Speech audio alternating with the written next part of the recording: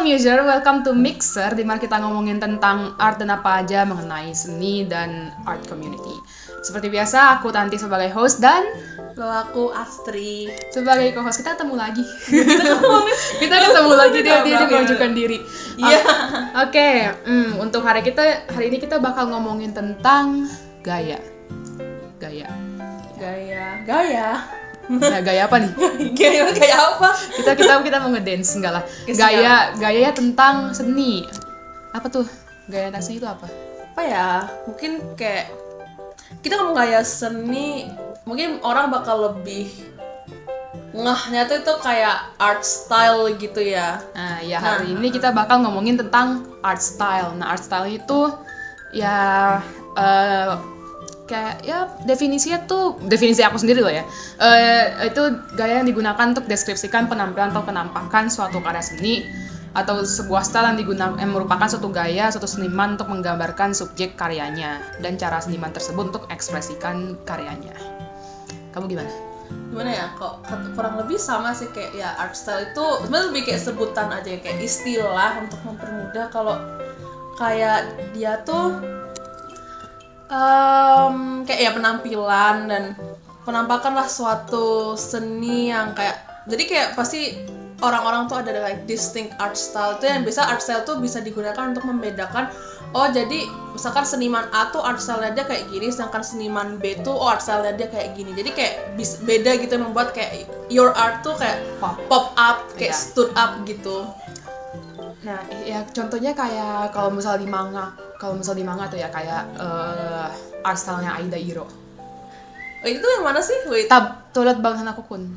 Astaga, oke, aku hafalnya cuman yang versi Inggris. Oke, mungkin kayak perbandingan kayak ya itu Toilet Bang Hanako Kun sama mungkin Blue Lock itu kan kayak jelas banget ya beda art style-nya, kayak atau kayak Naruto sama Chainsaw Man. Nah, itu kan beda gitu art style-nya. Pokoknya art style tuh ya cara sebuah seniman menggambarkan gambarnya lah gitu. Nah, dari art style tuh dari zaman-zaman bahula juga udah banyak kan ya kan? Iya, udah. Dari zaman batu juga ada kayaknya art style, meskipun cuma cipratan tangan di atas tembok doang tapi udah ada gitu kan. Nah, apa aja tuh art style? Misalnya dari ini kita bakal nyebutin beberapa art style yang populer dan ya sering diomongin lah. Salah satunya tuh realism kan. Nah, realism tuh apa sih? Apa tuh? Realism, kalau sepengetahuan aku ya kayak realism tuh mungkin adalah kayak kita ngomong karakteristiknya aja deh biar mudah gitu. Jadi biasanya karakteristiknya tuh ada di subjeknya ya, subjek karya lukisnya. Subjeknya kan bisa apa aja nih. Nah, subjek karya lukisnya tuh biasanya tuh kayak mirip dengan asli, dengan reference-nya gitu, dan tidak mengandung kayak ada unsur abstrak atau unsur jadi pokoknya tuh kayak dia dimiripin semirip-mirip mungkin dengan subjek yang subjeknya, digambar. dan itu biasanya nggak dipengaruhi oleh kayak style senimannya sendiri. Jadi misalnya orangnya hidungnya kayak yang mekar gitu, digambar hidungnya mekar, tidak di dramatisir atau diromantisir, tidak. Contohnya tuh kayak ya gambar-gambar seperti ini. Ntar bakal aku editin kalau misalnya aku niat, tapi harus sepertinya. Iya. Nah, terus selanjutnya tuh ada contoh yang painterly. Nah, ini stylenya tuh unik ya. Style itu muncul setelah ada cat tabung gitu loh. Cat yang gampang ya, yang tube yang gampang buat dibawa-bawa. Nah, ini tuh style ini lebih meng-highlight gerakan kuas atau enggak kayak gerakan melukis gitu, daripada yang sebelumnya realisme tadi itu kan akan detail, yang ini enggak, justru ini tuh lebih ke bentukannya gitu loh. Ntar aku kasih gambar di sini. Jadi dia tuh lebih berekspresi pada cara melukisnya daripada hasil lukisannya gitu. Oke. Terus selanjutnya ada apa sih nih? Selanjutnya ada surrealism. Oh, aku ngejelasin, oke. Oke. Jadi surrealism itu art style di mana senimannya itu biasa fokus pada menciptakan suatu karya mengenai alam bawah sadar or unconscious mind lah. Jadi karyanya yang biasa dihasilkan dari art style surrealism itu biasanya kayak nggak logis atau mengikuti hukum alam. Mungkin contoh yang paling populer itu adalah seniman menggunakan surrealisme ada Salvador Dali. Nah ini kayak ya sejak kapan gitu ada gambar jam, tapi dia tuh kayak meleleh gitu lah. Pokoknya contoh seperti ini. Jadi ya itu kalau misalnya kita pikir-pikir gak masuk akal gitu loh. Sejak kapan jam bisa meleleh? Jam paling enggak ya rusak atau kebakar gitu atau enggak apa gimana. Tapi ini cara dia how he perceives time. Ya jadi dia menggambarkannya seperti ini. Nah itu adalah surrealism. Pokoknya dia tidak mengikuti logis ataupun hukum alam gitu. Nah selanjutnya ada impresionisme. Nah impresionisme itu gaya melukis yang berfokus pada gestur dan ilusi. Subjek lukisannya dengan gaya ini tidak memiliki bentuk yang terdefinisi. Jadi mereka tuh kalau misalnya kita gambar misalnya pemandangan gitu, misalnya gambar danau, itu tuh kita cuman kayak gambar warna-warnanya doang loh. Kayak aku sih ngeliatnya karyanya tuh kayak foto yang ngeblur. Oh iya paham. Ya kan, contohnya tuh kayak gini. Nah foto itu kayak ngeblur gitu loh ya kan. Iya jadi kayak apa sih? Kayak Cuman kayak titik definitif doang, tapi bukan tidak terdefinisi tapi ada gitu loh. Iya kayak nggak ada garisnya kan. Nggak ada garis yang tegas gitu. Tuh nggak ada. Ini cuman kayak blur lah ya kan. Nah, contohnya ya tadi seperti yang gue kasih tahu, ini Sunrise by Claude Monet. Nah selanjutnya adalah jadi selanjutnya itu adalah expressionism and fauvism. Jadi keduanya itu kurang lebih sama sih ya, yaitu penggunaan warna yang kayak bold gitu dan tidak realistis. Nah itu sebenarnya ada tujuannya. Nah tujuannya itu adalah untuk merasakan mengconvey apa yang dirasakan oleh senimannya gitu. Nah jadi kayak dia tuh misalkan mungkin kayak air itu kan generally biru gitu, mungkin dia bisa gambarnya oranye gitu atau merah atau hijau gitu, jadi kayak tidak sesuai dengan aslinya gitu. Tapi apa yang dirasakan? Iya, apa yang mau disampaikan oleh si seniman atau yang dirasakan benar. Dan ekspresionisme ini adalah bertujuan untuk menggambarkan emosi dan respon yang bersifat subjektif pada seseorang. Nah, senimannya itu mencapai hal ini dengan melakukan subjek secara dramatis, primitif dan seterusnya. Mungkin nanti mau ngejelasin fauvisme itu kalau apa? Fauvisme itu dia pakai warna yang nggak lazim atau kuat, jadi lebih mirip kayak bukan yang kuat, tapi kayak straight out of the tube gitu loh. Jadi kayak biasanya kan orang kalau misalnya bikin lukisan tuh kan dia dicampur-campur dulu. Nah ini tuh enggak, jadi kalau misalnya warna oranye ya oranye gitu loh, nggak ditambahin putih, nggak ditambahin merah atau apa gitu. Dia langsung kayak pakai warna yang straight out of the tube. Jadi kayak ngejreng gitu loh. Dia pakai warna dasar gitu. Ya warna dasar gitu. Jadi dia pakai warna dasar terus jadi kuat gitu. Terus dia tuh untuk menggambarkan subjek lukisan dalam lingkungan yang teridealisasi. Jadi misalnya kayak dia menggambarnya tuh gimana ya? Kayak aku juga masih agak bingung sih mau ngomongin ini gimana. Teridealisasi tuh maksudnya kayak apa yang menurut dia gitu. Jadi contohnya seperti ini, fauvisme. Ya seperti inilah. Agak beda kan terhadap ekspresionisme ini. Mungkin kalau ekspresionisme tuh mungkin terkenalnya adalah Vincent van Gogh. Starry Night. Iya. Terus kalau misal fauvism itu ada gambarnya Henri Matisse, Portrait of Madame Matisse. Jadi kalau misalnya yang gambar fauvism itu kan kelihatan tuh warnanya lebih bold daripada yang sebelum-sebelumnya. Nah, untuk yang selanjutnya ada photorealism. Ada abstrak dulu nih. Oke, abstrak mungkin. Abstrak itu ya yang seperti kita ketahui, abstrak itu yang tidak jelas dan kita juga tidak paham. Abstrak itu dia tuh lebih meng-highlight esensi subjek lukisan dengan apa yang diinterpretasikan oleh sang seniman daripada detail. Jadi ya abstrak tuh sebenarnya cuman banyak bentuknya sih. Ada yang bentuknya garis doang, ada yang bentuknya geometris, ada yang bentuknya cuman kayak cat doang gitu. Nah itu sebenarnya kayak kita juga nggak paham sih, itu kayak cuman senimannya doang sih yang paham apa artinya. Iya, karena biasanya kalau seobservasi aku ya, kadang-kadang tuh itu up for everyone's interpretation. Artnya itu tentang apa, kecuali kayak mereka emang ngejelasin secara jelas gitu kayak statementnya. Ya, contohnya adalah seperti berikut. Aku juga nggak paham ini sebenarnya apa, tapi ya ini adalah sebuah karya seni ya guys. Oke. Selanjutnya adalah photorealism. Yang mau jelasin aku yang jelasin. Kamu monggo.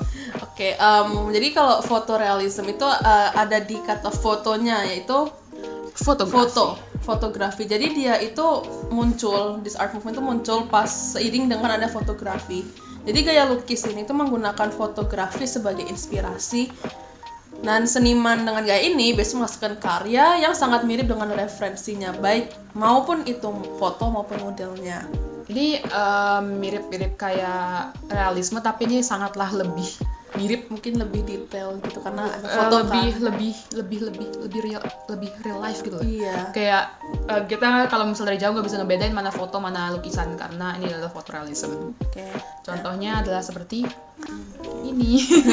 Dan yang Terakhir ada Baroque.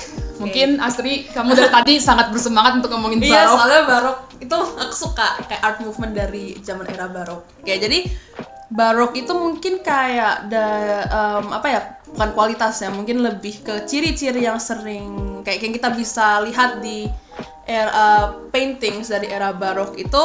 Dan aku juga perhatiin adalah dia itu sangat berornamen sekali. Apa tuh?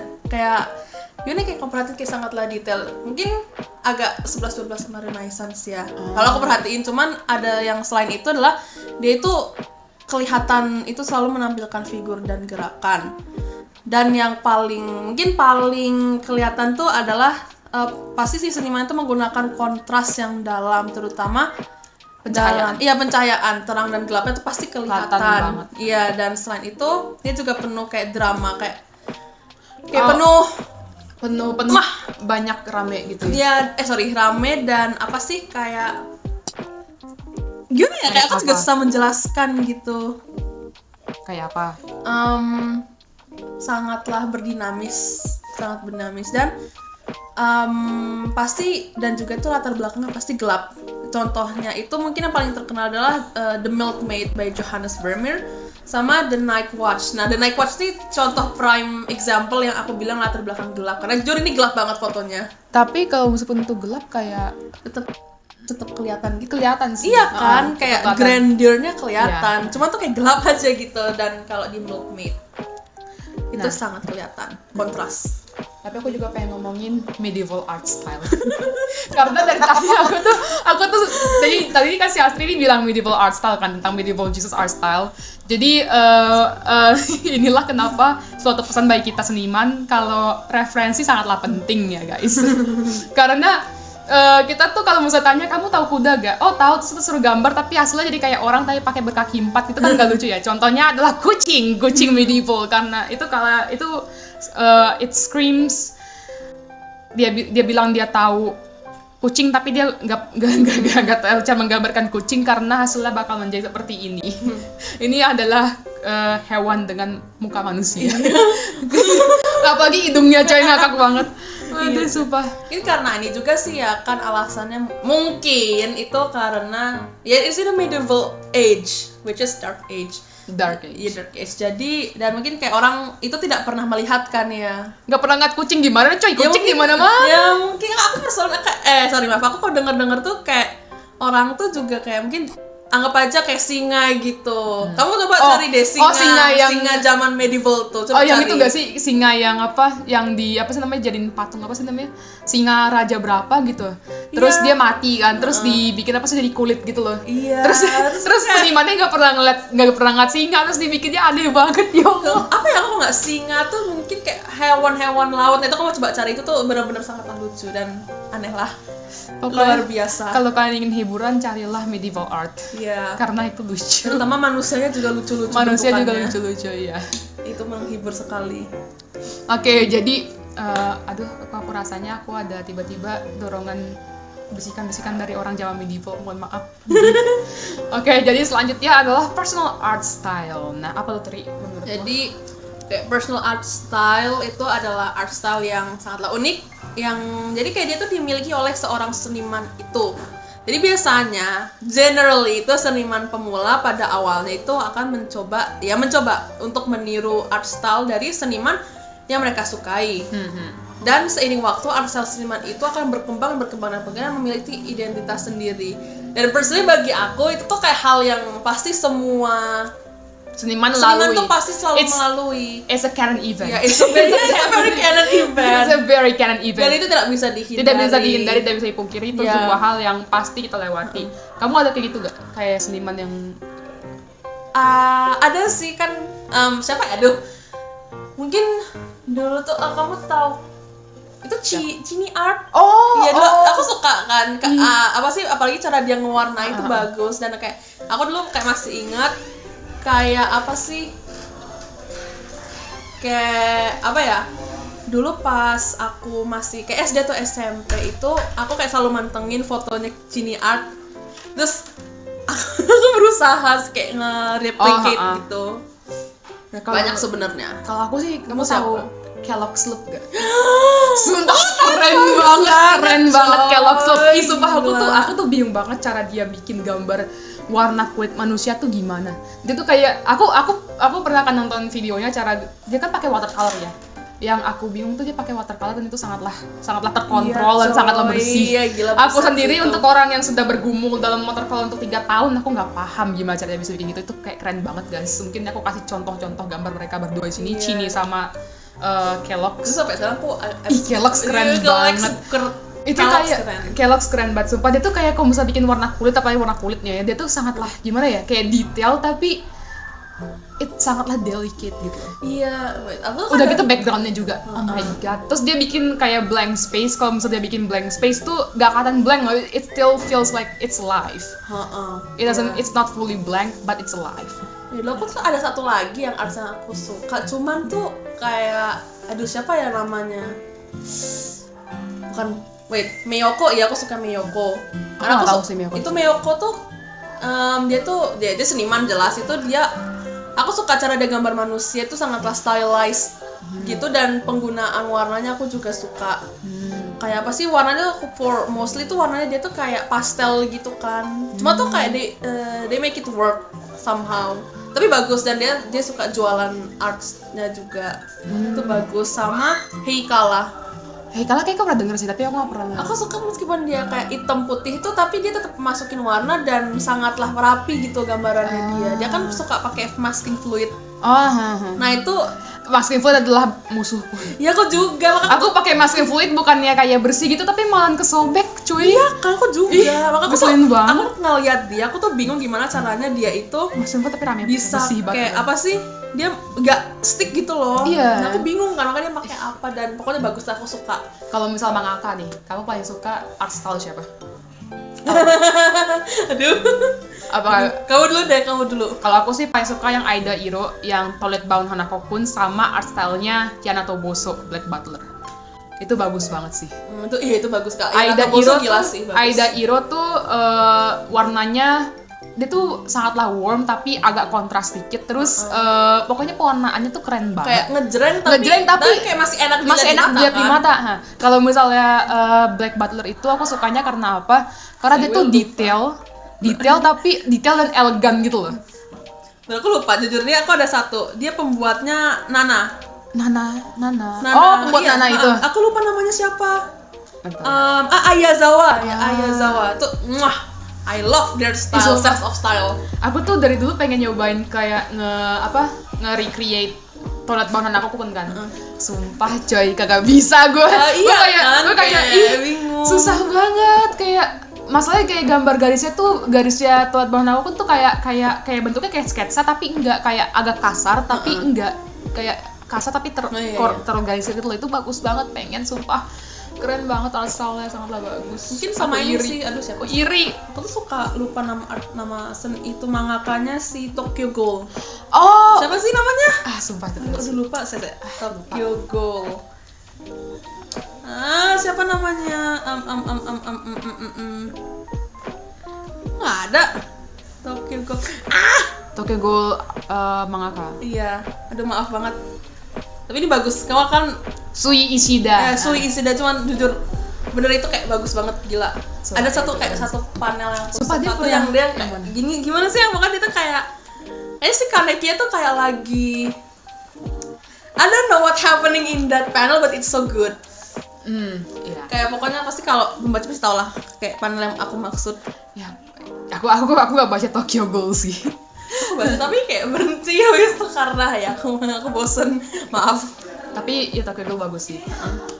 Ya pokoknya seperti itulah. Jadi kalau misalnya untuk personal art style ya itu contohnya kita berdua punya seniman yang kita suka dan kita mencoba untuk mengikuti, dan pada akhirnya kita ngebentuk art style kita sendiri. Amati, tiru, Amatir, tiru, dan kembangkan. Itu bukan langsung copy paste sih, tapi kita kayak mengimplikasikan pandangan kita juga tapi dengan base mereka. kayak kita misalkan ngambil kayak what main feature dari art style-nya mereka gitu, terus kita coba adapt dengan style kita gitu. Itu it's a canon event. Ya, It's a canon event. Ini salah satu bagian dari perkembangan sebuah seniman gitu lah. Karena kita berdua juga mengalami. Iya. Tapi apakah art style kita pada akhirnya sama kayak mereka? Tidak, sangatlah berbeda. Sangatlah berbeda. Ya dulu kayak aku masih inget, kan aku sukanya kayak Adventure Time gitu. Oh. Sama Miko, ya Miko, astaga dulu tuh kayak art style aku Oh, pas Miko. SD. Itu benar-benar mirip Miko. Hai Miko, itu bagus. Terus tapi Hai Miko terus Adventure Time aku juga ngikutin gitu kayak ya colored style gitulah. Terus tapi sekarang kayaknya aku udah nggak mirip art style aku udah nggak mirip Miko sama Iya. Col Arts. Aku dulu malah mirip-mirip sama gambar temen aku yang gambar juga. Oh. Ya, tapi lama-kelamaan berkembang dan kita berbeda sekali art style-nya. Sangatlah berbeda. Punya aku sama dengan sangatlah berbeda. Miko juga kayak gitu jujur. Aku juga kayak awalnya aku ngikutin karya temen aku kayak, iya aku juga pengen. Aku awalnya serius gambar tuh gara-gara dulu kan aku dinilai sebagai pintar gambar. Terus aku SMP aku ngeliat temen aku nih, dia gambarnya lebih bagus daripada aku. Kamu merasa Dan aku merasa seseorang yang harusnya aku bisa dulu.